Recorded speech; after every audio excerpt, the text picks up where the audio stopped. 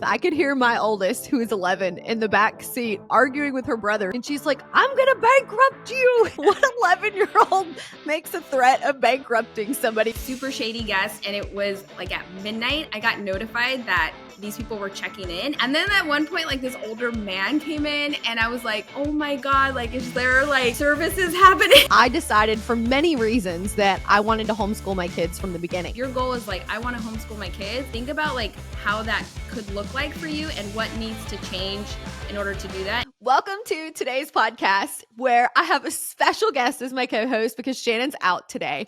So Ms. Carolina Perez is on the show. She is a former teacher turned real estate investing homeschool mom. And she's absolutely one of my favorite people. She's actually in my women's mastermind, and we met a while ago and have instantly become BFFs. We're actually going on a riverboat cruise this Friday. So if you follow us on Instagram, you'll see all about that. But welcome, Carolina. I'm so excited to have you today. Awesome. Thanks, Heather. I'm so happy to be here. Yay. Okay. So you and I have been talking back and forth where we have these unique lifestyles of being able to work and stay home with our kids all at the same time. I'm curious if your family, because I keep seeing your Beanie Baby tree in the background when we're talking. I'm curious if your family has any interesting like family traditions for Christmas, because I feel like, especially culturally, a lot of people celebrate differently. Whether it's like you're from a different country or your family's from a different country, you're from a different part of the US, like we all celebrate Christmas differently. So I'm curious what y'all do. Yeah. So growing up, we always made tamales, which is like a Mexican tradition dish that we always make. And we would like spend the whole week prepping and like making, getting everything ready to like get these tamales ready. So that was one that I did a lot growing up.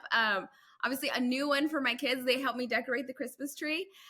So this year, my kids are super into Beanie Babies. So they're doing they decided to decorate the tree with all the Beanie Babies. And my son actually wants to be a Beanie Baby broker. So he like goes to thrift shops. Like when we go travel, we go to new cities and they want to just hit up the thrift shops and like collect as many Beanie Babies as they can.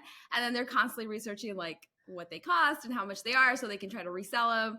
And so he's on eBay trying to resell these Beanie Babies and doing all his research and homework. So it's pretty interesting. So that's a new tradition for us. But we also do like the Elf on the Shelf thing. Do you do that? The Elf on the Shelf? Don't. I did when they were little, and y'all, I suck at being a creative mom. Like that is not my skill set. Yeah. You know, you're talking about so I love Orlando. Is he 11? Yeah. And he, every time I see him, he has a different like business hustle that he's working on. And like the way his little brain works, and I guess his brain's not little, but he's young. So like his young mind works with that. He's totally going to be some form of entrepreneur long before he turns 18. Oh, definitely. He has like a whole plan of, it's funny, I was overhearing him talk to one of his cousins and he has a whole plan of like making this like game that's in between like a Beanie Baby and Pokemon cards, like a trading Beanie Baby game. And it was so cute because I hear him talking and he's like, no, man, but we have to pitch it. Like we go to Thai and like we pitch it and like we put our pitch deck together. And, like he has all of the vocabulary and the language. It's pretty cool to watch him. And it's cool too to see how their mindset changes being around the entrepreneurship too. And like, for example, his cousin was like, well, you're not going to have enough money. And like, how do you have money to make that? And he was getting stuck on the details. And I loved it. My son was like, no, it's not about that. Like, we'll figure that out. It's just getting the idea, you know? So I think where they go to stuff with us and they hear us on these calls, because I'm sure they hear you on coaching calls during the day.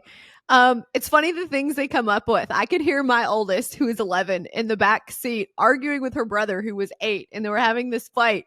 And she's like, I'm going to bankrupt you. And I'm like, what 11-year-old makes a threat of bankrupting somebody when neither one of them even have a checking account? So I'm not exactly sure where that lingo comes from, but it's neat to hear, like, see how much they're actually consuming and like put it. It's not like they're just listening to us. It's cool. I'm sure you're like me and like I know you do a ton of books. You're an avid book reader. So my kids are constantly listening to these audiobooks in the car too, right? So they're hearing all of it. They're all like, for our women's mastermind, the educational calls, like they're hearing all of that information. So they're hearing all the lingo, the vocabulary, they listen about the challenges and how to overcome them. And I think it's just a great environment for our kiddos. for So sure. one thing with Christmas that we do, and this started when I was a little kid, I notice a lot of people when they gift open, they like have this free for all where like everyone goes and digs all of these gifts out from under the tree and like opens them and they're not really even sure what they opened and you're like, "Wait, what'd you get?" So my family does this thing where one person goes and they get a gift from under the tree and whoever it's to, they give it to. And then that person opens their gift and everybody's paying attention. And then once they open it, they go to the tree, get a gift, give it to somebody else.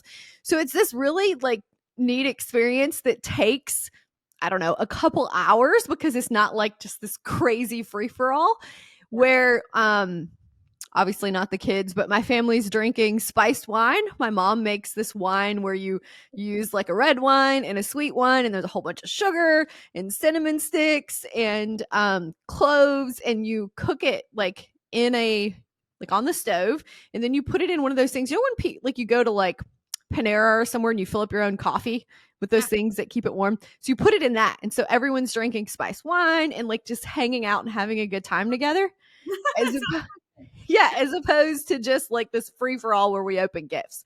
And I actually really like that. And I'm glad that we do that instead of the traditional way of opening gifts. Yeah, no, and I love that we do it the same way. Like I like to take our time, and everybody has to watch everybody open their gifts. I think it just makes it more magical to see what everybody gets rather than the free for all. But I love that we have a punch that we make too, and I'm gonna totally mess this up, but it's ponche de noche buena. And so, like, so it's like, but it's kind of the same, but it's not spiced wine, but it's although that sounds amazing, I gotta have some of that. But it's just like a lot of like different like I don't know, like I don't even know what's in it. It's like cinnamon and like apples and like and then you just like cook it and like but it's like super delicious. There's a bunch of other stuff in there too, but it's that's the whole Mexican tradition as well because we do a thing called posadas. Are you There's familiar? no alcohol. No, there's no alcohol. Yeah, my parents are like strictly no no alcohol. So yeah, but they have we have things called posadas, which is like the supposed to represent like when they were going from one door to another trying to find like the manger, all of that stuff. So it's like a whole thing. We do it. We used to go to mass at midnight, that kind of thing. Do you have any traditions like that, like mass and midnight mass? So Catholics go to mass, and for Christianity, it's a little bit different, but we usually do have a Christmas celebration or Christmas service. However, the church that we go to is huge, like thousands and thousands of people. They have 5 or 6 locations in South Florida, and they have like 10 services for Christmas, but they're leading up to Christmas Day. Like, let's say Christmas, I think it's Christmas on Sunday this year or Monday. I think it's on Monday. So they will have services like Thursday, Friday, Saturday, Sunday leading up to Christmas. And because there's so many people who go to church on Christmas Day or for a Christmas service that don't go throughout the rest of the year, they ask most of us who are members to be like, can y'all come to one of the earlier services on like Thursday instead of actual Christmas Day so that there's plenty of room for the people who don't normally attend service. So we always go to one of the earlier services. But then we watched the actual Christmas Day service online. I freaking love the technology of online and not having to go places because Yeah. I don't want to go anywhere. We tried to. There's a church across the street from my house that's like a kind of older people Methodist church, and we tried to take the kids to their candlelight Christmas Day service last year. They all fell asleep. Oh, that's hilarious. No, Yeah. I remember being a kid and I loved midnight mass because I was like, that's the one time I get to like stay up super late. And they used to have it would go on for hours. They would bring in different mariachis and they'd like sing the songs. And then we used to do I actually one year I had to dress up as the Virgin Mary. and we do a parade around the city. So it was like my senior year in high school, and I was dressed up as a Virgin Mary, and they had it's like the back of a pickup truck, so they decorated with flowers. It's like such a Mexican thing. So they like What city did you grow up in? so I grew up in Diamond Bar, California, but next to us was a city called Pomona, and so that has a lot of like Latino families and stuff. So we used to go to church there. My mom's like primarily Spanish speaking, so we were very involved in the church. But yeah, they dressed me up, and then they have the whole story of like where the Virgin Mary she she has all the flowers, and they had the Juan Diego guy, and he's like kneeling at my feet. And I was like, I had to stand like this for the whole parade. And there was a couple times where the truck would stop really abruptly and he'd like fall on his face. I was scared not to laugh. But that was definitely an experience. And then my parents are in their van and they have all the church ladies in there singing songs and they have the microphones that like go I out. feel like places don't do stuff like this anymore that little kids got to do that was so much fun. It was a lot of fun and we got a lot of candy and like it was just a whole thing. So it was a really Christmas was always like our favorite time of the year. And it still is. It's awesome. Do you and your husband exchange gifts? No. Really? Well, kind of. We get each other like one thing sometimes when we remember, but we're great at it. But we're not very gift giving people. We're we're more of like, I think you should take care of each other every day, right? Like it's more of the acts that you do. We're not big on like anniversaries or birthdays or like Valentine's Day or any of that stuff. It's kind of more about like how we treat each other daily. How about you? Are you going to do gifts this year? So my family, as in like my parents and us growing up, are huge gift givers. And I don't mean that it has to be something like elaborate and expensive. My ex-husband's family, they gave like cars and like elaborate, crazy stuff. My family's more really, really thoughtful and like truly have a skill of gift giving because I feel like gift giving is a skill. It's probably why I like picking out the swag so much for the women's retreats. It's like one of my favorite parts to pick out everyone's swag. But my dad is like this amazing gift giver. He comes up with the most thoughtful gifts that he's researched and like is really great at it.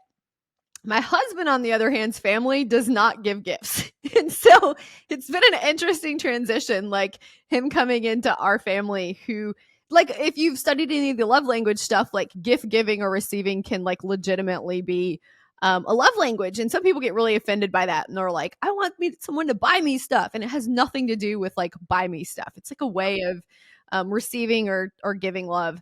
And so we have been working on that skill. It'll be interesting to see. This is our second Christmas together.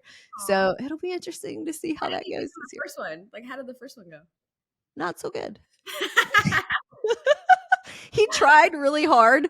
But I think a lot of people give gifts from the things that they think someone needs or that they want to give them, as opposed to thinking about the person and what they would really like what would be a thoughtful gift to give them.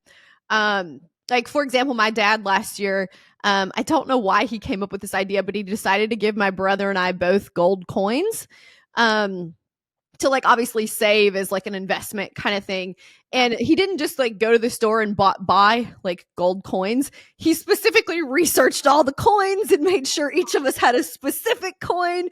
And then he'd written out a plan, like if we actually needed the money to like, here's how you can sell the coin. It was like really well thought out and super sweet gift. My brother, as usual, wanted to sell his coin. So I bought my brother's coin from him. So I have both the coins now. Awesome. But yeah, my dad always comes up with some really strange something that, and obviously as I'm into investing, like I thought that was a really cool gift. So yeah, definitely. I know. Yeah, my husband, he tries, but I don't expect too much. Yeah, we're not really big on the gift giving part. I don't know why.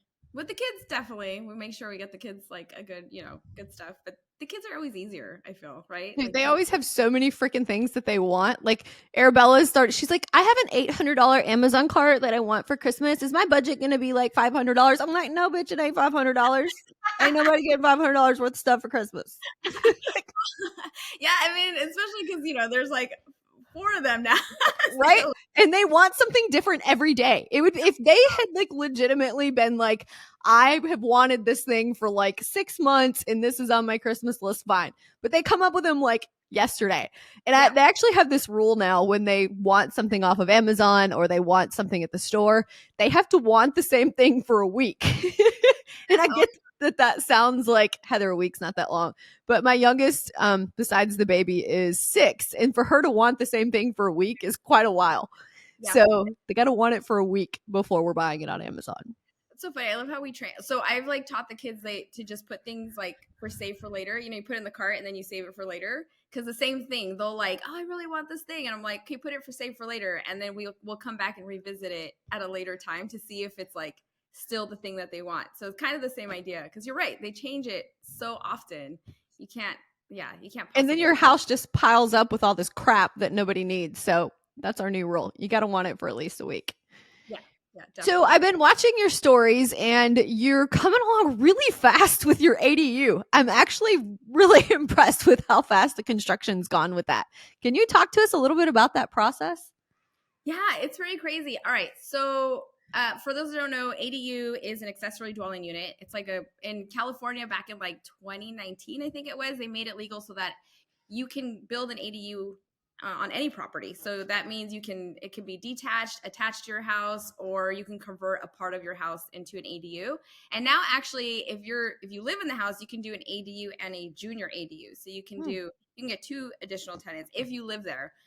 This property we don't live at, so we can only do just the ADU. But um, honestly, it was so funny. I was reflecting on it this morning because a year ago, I was literally praying on it, like, okay, because I know it takes freaking forever to build that ADU. Like, it's such a long process to go through the county and get the permits and like the architect, and it is a really lengthy process. So you have to be super persistent with it. And everything, even the construction part is actually the easiest part, is actually building it. It's all the stuff before it, and then now obviously getting a renter and all that. So it's a very like lengthy process, but it's gonna bring in a like substantial amount of income for us every month.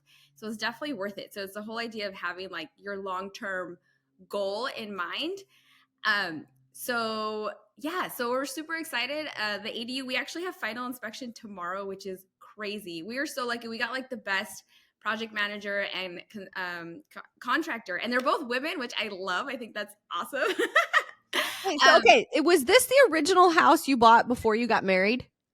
Yes, yeah. So this was Okay, my so I want to talk about that because I feel like at one of the retreats, I think it was our Pigeon Forge Smoky Mountain retreat, one of the girls was having some limiting beliefs and she was like, compared to everybody, I don't own that much. And like, I feel like I'm not all that accomplished. And like, you and I were talking a little bit about the emotions and the thoughts that we have in our head, how they aren't like actual indicators of how you're doing.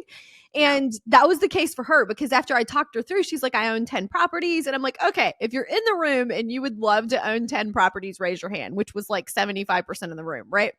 Yep. So I feel that way about this first house that you bought. And I think it relates to a lot of people because sometimes they're like, I only have 2 units or all I can afford is to buy one right now. So you bought this house before you got married, which was how many years ago? So this was in 2009. So 15 years ago almost. Yeah, I bought that house a really long time ago. And honestly, when I had made the goal of buying that house, it seemed so impossible to me at the time. Like, I was teaching, I wasn't married, and I just thought I was tired of renting. I had moved out of my house at 18. I'd been renting all those years, and I was like, I hate paying somebody else's mortgage. Like, I want to own something. And yeah, I had the idea of like, I'm going to buy a house by next summer. And I was super focused on that goal. And even saying it, I felt like dumb saying it, to be honest. I was like, I'm so dumb. People are going to be like, yeah, right. Like, how's she going to do that by So you herself? were And 25? yeah, I think it was like, yeah, 24. No, yeah, was I about, yeah. I'm like, how old am I now? I'm 40 now. So whatever I was in 2009, yeah, I was like in my mid 20s. But yeah, at that time, I didn't have any of my friends hadn't bought houses on their own. Like, I didn't have people around me doing that, right? So it was not, and even like I have 2 older brothers. They got married and bought their house with their spouses. My parents got married and bought their house together. So I've always seen it that way, very traditional. Like, you get married and then buy the house with your husband. And so it was odd for people that I was buying one on my own. Rather than waiting to get married. And I was dating my current husband now. He's my husband now, but he was my boyfriend at the time. Like, we were dating, but he wasn't part of the equation. And I remember telling him like, hey, I'm going to buy a house next summer. And he kind of freaked out like, wait, what? And I was like, no. It has nothing to do with you. Like, you can come or not, but I'm buying a house next summer. I'm just letting you know. Just like, You can come or not. I love that. Okay. So you buy this house, and this was when you're 25 years old, and that house actually turned into part of how you became financially free. definitely. Yeah. So that house, I've done a couple cash out refis on it to make other investments and get other properties. And then those properties I ended up renting out also. And so now I'm kind of circling back to that house, and we're converting the garage into an ADU and part of like the sunroom. So it's going to be a 2-bedroom, 1-bath house. And I'm just so excited. So the house will essentially, in a lot of parts of the country, we don't have ADUs, or ADUs aren't necessarily attached to your house. Meaning, like maybe you have your traditional single family home, but in the back of the house, there's an additional dwelling unit. Another little building, like a mother-in-law's quarters or a pool house, or like that kind of thought. So, which is totally different from what you've done. Is the house essentially almost like a triplex now? 3 separate families can live in it, or is it 2? It'll be a duplex. Yeah, so it's like a duplex. Yeah, splitting the house in half. Yeah, so I have a renter, and she's amazing. I've had her; she's been there the last, I don't even know how many years now, 7, 8 years now. So she's awesome. And then the other side, we're just converting that. So I had obviously notified her and talked about her and see if she wanted to stay through that process and inform her like of the changes, and gave her like plenty of notice. Because like I said, I've been planning this since last year. But she decided she wanted to stay, and so we like renegotiated some things, and we're getting that ADU going. So, and I plan to do it through Section 8, which is really great in California. So everybody talks about the California market's so expensive, but honestly, if you can get some land there and build, or like get a piece of property that you can then build an ADU on it, and then go through Section 8, they pay really well for rent there. And it goes up every single year. Like it seems like every 6 months it goes up, like what they're allowed to pay there. So California's been really good to us, even though I know people talk bad about it. I was gonna say, that's awesome to hear, because all you hear is negative stuff about California. So that original house that you bought when you were 25 years old, what does it, when your ADU's finished, which is soon, what will it cash flow every month? So we anticipate the ADU itself, right now Section 8 is paying about $3,052 for a 2-bedroom, 1-bath. And then the inside's a 3-bedroom. So that one goes about $3,900 is what Section 8 is paying for those. And then the more, like, do you want to know all the details? Like, yeah. So you're taking in like almost $7,000 a month, or is it a little over $7,000 a month? Just for one house. Yep. Yeah. And then if you take out like the tax, property, and the mortgage, because I do that all in one payment, it's about $2,200 a month. The cost of that is $2,200 a month. So we're back to having like $5,000 left over to cover any other like capital expenses, maintenance. Are you paying for grounds there? Meaning, does someone come mow, or the tenants doing that? Yeah, no, I pay for a gardener. It's like $50 a month. Other than that, they pay for utilities themselves. But although now that we're going to have the 2 tenants on there, and this is what we did on another property, we will pay their water bill, because it's so freaking expensive to get a different, like, to separate the water. The electric and the other utilities is fine, but the water is like, it's crazy. I have a triplex that isn't separately metered for the water, and it was like thousands and thousands of dollars to get those things separately metered. I didn't realize the cost of that when I bought that property. When I went to the county, they said it was going to be at least like $10,000 to do it. This is with the previous ADU, because they have to come in and like break up the like the road and the curb and all of those things, and then they have to redo it. So it's like a whole thing that they have to do. So they're like, oh, it's going to be at least $10,000. I'm like, that's okay. We will just include it in the rent. So water's included. So one thing that we've done for that, and you need to make sure, I know California has weird laws, so you need to make sure that it's legal there, is we charge a flat fee for water. Like whatever the average water bill had been being, we charge a flat fee for that water. And then like whatever over that it is, we cover. But different states have different laws on stuff like that. So yeah, I don't know necessarily what you can do. So what you're saying is that one house is cash flowing, meaning you're taking home every month an additional $4,000 or $5,000 just from that original property that you bought. Yeah. So that's, yes. So definitely. And that's why we did it. We had done that on another property as well. So that's why I was able to like quit my full-time W-2, because we did this strategy with another property as well. And then we also ended up moving from California and renting our primary. And so that's why I say like the rent just continues to go up in California. It's so expensive in California. Like I feel bad, but like that's so one of the reasons that I love your story is because I get all this hate on social media that's like, yeah, but I don't have any money and normal people can't do stuff like this. And, like these limiting beliefs of like, it's not a possibility for them. And you and your husband were totally normal, average American, employees of both of your teachers Yeah. and making a totally normal salary. It's not like you were making like some crazy corporate CEO executive position making hundreds and hundreds of thousands of dollars a year, and you converted into this. You were very normal people. You went this very normal route, and now you're able to stay home and homeschool your kids, and you're living this amazing life that's been fueled by real estate. Essentially, it's giving you that financial freedom. Yeah, and buying that, like I said, buying that first house was so much sacrifice. But honestly, this is what we talk to our ladies about. Like, if you have a goal, like you got to be laser focused on that. So my goal at that time was like, I'm going to buy a house. I don't know how I'm going to do it, but I'm going to buy a house. And even last year, this time last year, I was like, we're going to build that ADU. I don't know how we're going to pay for it, but we're going to build an ADU. And just being part of the mastermind, I go in and like, I heard Tiffany High was talking about like self-directed IRAs, and then she referred us to somebody, and then that person, and I realized I didn't even realize I had these funds available to me, like through my retirement funds. And so that's actually, we were able to then work with other ladies in the mastermind and like essentially help each other fund each other's deals through our retirement funds. So that was a whole process that I didn't even realize I could do, a year ago. But I had the goal in mind of like, I don't know how I'm gonna do it, but this is what we're gonna do. And then you just like align everything with it and you just focus on that goal, and it's amazing what you can achieve. But you're absolutely right. Like, most people think it's beyond their means, but honestly, if you have that goal, like, and you really do your research, you'll figure it out. We ran into a lot of walls, but we just kept going. We're just like, we're gonna figure this out. There is a way through. Other people are doing it, so we can figure it out too. So you and I come from super different backgrounds, and we both ended up in this place where we're investing in real estate and homeschooling our kids. I'm curious, as somebody who was an educator and a teacher, how did you decide you wanted to homeschool your kids? Yeah, so it was totally an accident. um, we so COVID shutdowns happened. We were in California at the time. And it was a hard shutdown. So schools were completely closed. My kids were all excited because they're like, yay, no school. I'm like, nope.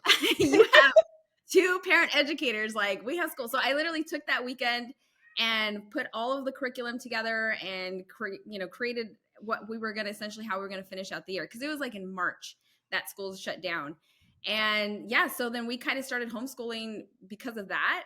Realized it was so freaking amazing, like just getting to all the stuff they don't get to do in school. Like, we were doing cooking and finance stuff, and just like all the just stuff that you don't do like typically, and like the quality of education versus the quantity, right? So really getting to focus on what their strengths are, what their interests are, and just like taking our time with it and enjoying it. We had such a great time with it, that when it was time to go back to school and in person, all of us had a really hard time adjusting. So I know COVID was like so terrible for so many people, but like we really flourished as a family, being together, and we thrived. And for us to then all be separated, it was so hard on all of us, right? Like, my son was having a hard time at school, and dropping him off in the morning, he would be super defeated, and he would like constantly just be like, Mom, like, you're a teacher, why can't you teach me? And so really it was their idea. They were the ones that were really pushing for like, we want to go back to how it was when we were home, like doing school at home. And so then our next goal became like, okay, how do I be able to quit my job so that, or how do I get to where I can homeschool my kids?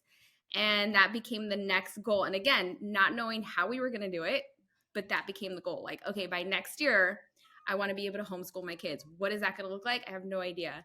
But that was our goal. So they went through that whole year of public school, and we got through it. And then it ended up coming out that we had to come out to to Florida. So we moved from California to Florida, and here we are. And that just allowed me to then quit my W-2, because the housing in Florida is so much more affordable than California. I pretty much had my pick when I was like Googling, like I literally started Googling like, like more like the housing market, or like where's a good place to raise families. And I just started researching and trying to figure out like what state we were going to end up in. So I really was open to anything. But one of the things that pulled us here too was Walt Disney World, which I know a lot of people are like, that's crazy, but we love it here. So we love being near Walt Disney World, and it's so much fun. So yeah. So I love how different our journeys have been because I have zero skill sets of being an educator. I literally was in like special ed for spelling and grammar and all that stuff when I was growing up, and I was not a good student. I ended up being homeschooled myself because of that, because I was not doing well in school. The environment didn't work for me. And so when I was having kids myself, I decided for many reasons that I wanted to homeschool my kids from the beginning. And so for people who are going, oh my gosh, Carolina already had all these skills, her and her husband both. So it was such an easy transition for her, which it probably wasn't, but that's how everyone's going to see it with those limiting beliefs. I have none of those skills, and I can't create a curriculum, or if I could, it would take me forever and it might not be good. Going through and planning those out is not something I have time, skill, or desire for. So I use a program called Abeka, and what's really cool about Abeka is it's out of Pensacola Christian College, and it's accredited. So they give you an entire curriculum. There's teachers on the screen to help the kids go through it, and it's like super well planned. We mail all of the stuff into the school. They give the kids the grades. The kids get a report card. They end up with a high school diploma. It's like homeschooling in a box as opposed to me having to create something.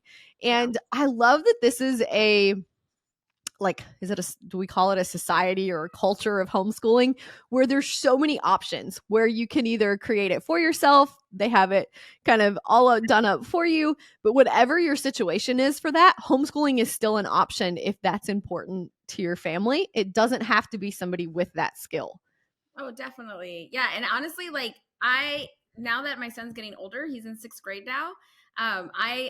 I think you're right. Like you have to assess like where your strengths are and what you're good at. And homeschool's like beyond just like the math and the reading, writing. Like it's whatever you enjoy. Like if you enjoy knitting, teach your kids how to knit. Like, or if you enjoy like cooking or whatever it is, like that's homeschooling, right? It's just teaching them skills that you use every day or that you enjoy doing. So it's really assessing your own strengths and abilities. So my son's now in 6th grade, and I do not enjoy teaching math, and I'm like, I don't want to relearn it to teach it. So there's a program called outschool.com, which is awesome, and they have all these different, like there's clubs and all types of classes. And so my kids have done like Roadblocks Club and Fortnite Club, and they've done like dance lessons. And so now my son, there's a credentialed teacher who's teaching, which is genius, by the way, for those teachers that are maybe trying to look to get out of the classroom, to actually go through Outschool and like teach classes, because there's so many homeschool kids that access this curriculum this way. So my son, it's like fully standardized math curriculum that he does 3 days a week, and then my daughter also does it 2 days a week. So they're getting taught by a credentialed teacher their math, because that's just not my favorite subject. I'm laughing because it's so funny when you're an adult when you don't have kids or before you have kids, you have no idea at what level you're no longer able to help. Like I couldn't help with math after like 3rd grade. I'm like, I don't know how to divide, multiply fractions. Like this is not something I remember. Yeah. And they actually teach math different now than they did when we were in school. And I'm like, I don't know how to do this. Yeah, I know. My daughter's like, there's 4 different ways you could do this. I'm like, there's just one for me. And I was like a teacher. So yeah, no, I definitely assess where my strengths are, and just like not my favorite subject. So I actually do math with my kids, but I focus on financial literacy. So we actually talk about like interest rate and compound interest, and what's a promotion, what's a deal, what's a bargain, like what does that mean? And we'll look at, so we do more of that functional kind of math, and then they can get the standardized math from another teacher. I love that. Knowing where your skills are. So you're talking about moving to Florida from California, and you actually took that skill and experience of an ADU to your house in Florida, and you have a short-term rental that is kind of close to Disney. What has that I'm having a hard time talking today. What has that experience been like with now having a short-term rental at the house that you live in? Because not a lot of people do that now. A lot of people will buy a property specifically to be a short-term rental and put on Airbnb, but y'all have it at your house. Yeah. So when we bought the house, originally we were just going to make that into an office. And then I realized like, hey, like I can make money here. Like why am I like, and I never used it because it's like detached from the house. So that's when I got the idea. I was like, make it a short-term rental, and we themed it out. It's a Beauty and the Beast theme, since we're near. It's so freaking cute. Thank you. Yeah. And And honestly, like again, going back to the mastermind, so many of the ladies there who were just like experts and just have a bunch of short-term rentals, I relied on them heavily to like, they were so awesome in sharing, like, here's a whole list of everything you can buy on Amazon, like from the towels, all the little stuff you don't think about, like, oh yeah, I need like a blow dryer and like a wine opener and just things that you don't think about. So it was just so nice getting those lists. And then they even helped me. There was like a call that I did with two of the ladies. We jumped on and they just helped me with actually listing it. Like, I don't think people realize how confusing it is to go, because like Airbnb versus like what's the other VRBO, VRBO. book it, like they, all of those platforms look very different when you're trying to list it, and it asks you a million questions and you're like, I don't know, like what time do I need, like, or how many hours in between, or, and just trying to go through the details and the logistics of that. It was so helpful to have people that already been doing it, and doing it well, so that I could rely on their expertise. And in doing that, I actually totally messed up when I listed it on Book It. So I thought that I could I like did the Airbnb, I did the VRBO, and I was like, I can do it. And I went to list it on bookit.com, and I don't know, I did something totally wrong, and it was I ended up having like some really shady guests stay at the property. So for the most part, everyone's been super nice and it's been awesome. And it's because it's detached. Like half the time, I don't even know when they're here or when they're not. We have cameras, so I get notified, but like they don't hear us, we don't hear them. So it's actually been pretty nice, like getting that extra income every month. And everyone so far has been a great guest. So like knock on wood, everything's been fine. But we did get one like super shady guest, and it was like at midnight, I got notified that these people were checking in, and I was like scrambling because I'm like, what? Like they're not supposed to be able to check in that late. Like it was midnight.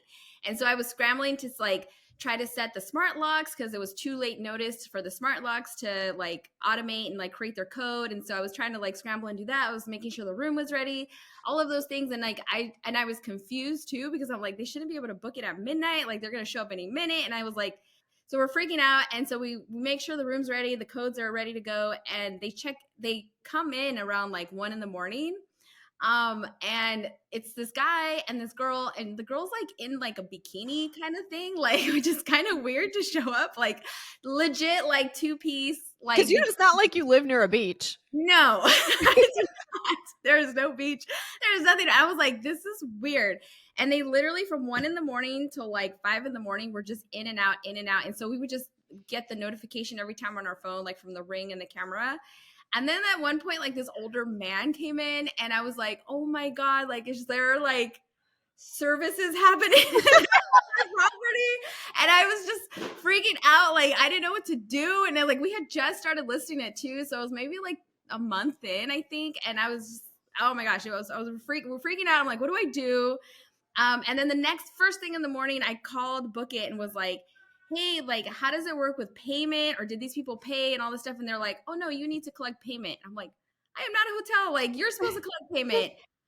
Long story short, I ended up texting the guy. He didn't respond. I ended up knocking on the door, and I let him know, like, hey, you have to collect payment. And then he's like, oh, okay, let me just, I'll Venmo it to you right now. Let me get your number, da-da-da. Next thing I look at on the Ring, the two of them are running out the house with all their luggage and they're like leaving. And I'm like, where are they going? So I go chasing the car, like stop the car. And I was like, hey. That's so dangerous. I know. My husband's like, why would you do that? Because he was at work at this time. And so I like stopped the car and I was like, hey, like, are you guys leaving? And they're like, no, we'll be right back. We're just going to the store. I'm like, you have all your luggage. Like, where are you going? And he's like, no, we'll be right back. So I, of course, let them leave. They take off. And yeah, lo and behold, they never paid. And they, never got payment for it. And they stole all my toilet paper, my shampoos, and like the blow dryer. So, yeah. But other than that, they left the apartment okay. But yeah, it was a shady situation. But that was like the only bad thing that has happened so far. Other than that, everyone's been lovely. I feel like everybody has to have some form of horror story with their rentals to learn the lessons, to put the systems and processes in place to like never let that happen again. So yeah. I'm guessing you learned not to use Book It or random platforms. Yes. So I like tried to like work it with book it, but they're not very friendly with, they are like, that's your job, like I'm like, I'm not a hotel or a resort, like I'm just a little like, mom and pop, we just got a short-term rental here. But so I ended up canceling it with book it, and then I love that like a month later they sent me a bill because they were like, oh, here's like what you owe us for that rental, and I'm like, no, like I never got paid, like. And then they were so rude on the phone, and I was just, I'm like, I won't use book it, or just make sure you know what you're doing if you use book it. But yeah, that not the platform for me. So, as we're wrapping up, what is your biggest piece of advice for moms out there wanting to transition into this homeschool mom, real estate investor lifestyle? What is your biggest piece of advice for them? To have clarity with their goals. That's the biggest thing. Like, if you hear what I was saying before, like, a lot of the times I made a goal and I didn't realize how I was going to do it. I just knew that that was the end goal. And because everything I did was with that end goal in mind, um, that I figured out the hows on like going through the journey. So I think a lot of times we have, if your goal is like, I want to homeschool my kids, think about like how that could look like for you and what needs to change in order to do that. And don't be afraid to make the sacrifices to make that happen. Like, we literally had to move across the country to make that happen for us because California is so expensive. There's just no way that I would be able to do that there. So I looked for a different market where I could buy the house and like the rents would cover the mortgage. And even then, it still feels like you're jumping off a cliff, right? But if you have that clear goal in mind, everything you do it with the lens of like, does this align with my goal? And so it's just really having that clarity. If you're all over the place and you're like, I want to do this and I want to do this and I want to do this, you're not really going to have clarity on what that path is going to be and what actions you need to take to get there. And that's the other thing. It's like you have the clarity of the goal, but then you have to do the actions every day. So when I was working a full-time W-2 and I was trying to figure out the real estate investing, I treated it like just like if I was back in college. So there were certain days I didn't really see my kids because I would lock myself in a room at night and like research markets and make offers and researching agents and all of the things that I had to do to level up my education to be able to meet that goal. And so I had to sacrifice that time and like put in the extra work on top of a full-time job. It's like I had a full-time job and then I had to put extra work on top of that in order to make that goal a reality. But like this present self thanks my past self for doing that and giving up those things and making those sacrifices. And so I still do that now. Like, what is the future that I want and what do I need to do today to get there? So it's always like having that end goal in mind. I think that's such real advice that everybody needs to hear because if you are and consuming any form of social media, a lot of the influencers make it sound like it's instant gratification, that you're going to accomplish these things overnight. And you even see some of them who are in their 20s and they're like, I'm not giving up all the traveling of my 20s because that's my young years that blah, blah, blah, blah, blah. Well, that is an extreme situation. No one's saying you can't travel for your entire 20s. We're saying, let's not travel for maybe 2 years. And the 5 vacations you would have gone on in those 2 years, you will be able to save enough money to change your entire life. And you can travel as much as you want to. You don't like giving up 2 years of traveling is in the long scheme of your life is not going to matter. But how it will affect your finances and the lifestyle that you will have forever is worth the sacrifice if you can give up that short-term gratification. Oh, most definitely. And like, not every step in the journey is going to look luxurious, right? Or be like super fun and pleasant. And it's recognizing that, like, that very first house that I bought was not in the best area. Like, it was not, even my family was like, why are you moving there? I'm like, it was all I could afford. Like, that was all I could afford at the time. And I was like, I just wanted to get a house. And as long as it wasn't like, in the dangerous. yeah, it wasn't dangerous. It just wasn't like the nicest, like luxurious area. But you know what? That little house is the house that keeps giving. Like I said, we've done several investments. And if I hadn't bought that very first house, I would not have been able to then do all of the things I did after that. So it's definitely those, like, not every step in your journey is going to be super fun or look luxurious. And that's okay. Like, you just know that it's temporary. And I told myself, I'm only going to be here for 5 years and then I'm going to move on to the next thing. Like, I gave myself a time cap that I would not be there longer than that time. Yeah. And so it's just recognizing that too, right? That it's not always going to be fun and pleasant, but you do the things you have to do to get to your goal. Thank you so much for sharing your journey with us today, Carolina. It's been awesome talking to you about it. Awesome. Thanks, Heather, for having me. It's been so cool. Remember, ladies, that authenticity is your superpower. Stay unapologetically yourself, and let's continue embracing our uniqueness together. Make sure you hit the follow button so that you don't miss our next episode. See y'all next week.